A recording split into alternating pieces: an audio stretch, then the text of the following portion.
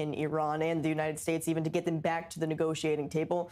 Pakistan, all the while, is trying to keep the ceasefire it helped broker from unraveling. Prime Minister Shehbaz Sharif condemned the latest, or yesterday's, I should say, missile and drone strikes in the UAE and said it is absolutely essential that the ceasefire be upheld to preserve space for diplomacy.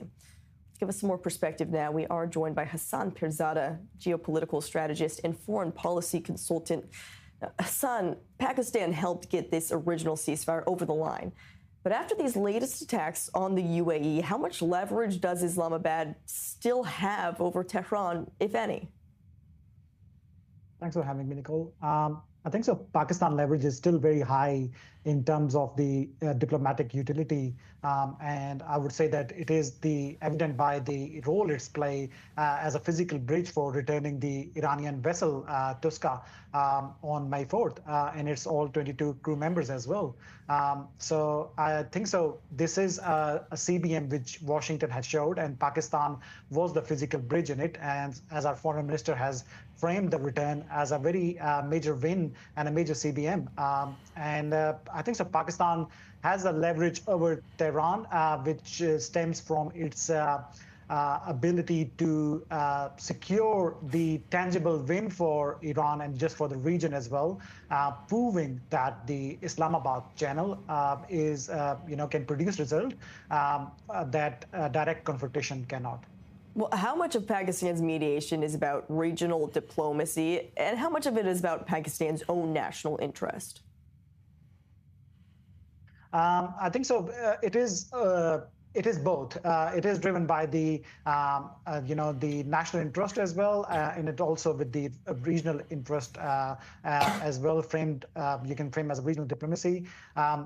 Over 90% of Pakistan oil and LNG imports came from this trade, and a breakdown could easily trigger a 5 to 10% contraction in our GDP. So due to the energy shock, so Pakistan don't want this war to destabilize the region, and especially the border with Balochistan, Sistan, Balochistan. Pakistan can't have another Afghanistan on its western borders, posing very serious internal security risks to us. And I believe so. Pakistan has a vision of economical restructuring, and Pakistan is positioning itself as a pivotal state.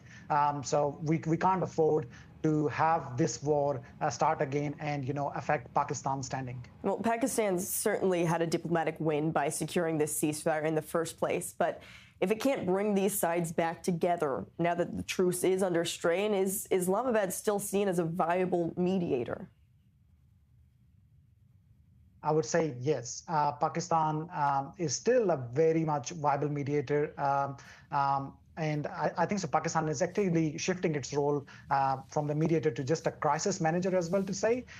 There is no alternative reality at the moment for the Washington and Tehran. They lack a direct back channel within the Iranian, not only the political leadership, but also the IRGC as well. And just again, I will reemphasize on the Touska arbitration that proves that Islamabad channel is still very functional. And we are seeing on the daily basis, the diplomatic exchange happening between Pakistan and Tehran and the Washington. So I think so Pakistan relevance still lies in preventing a total war.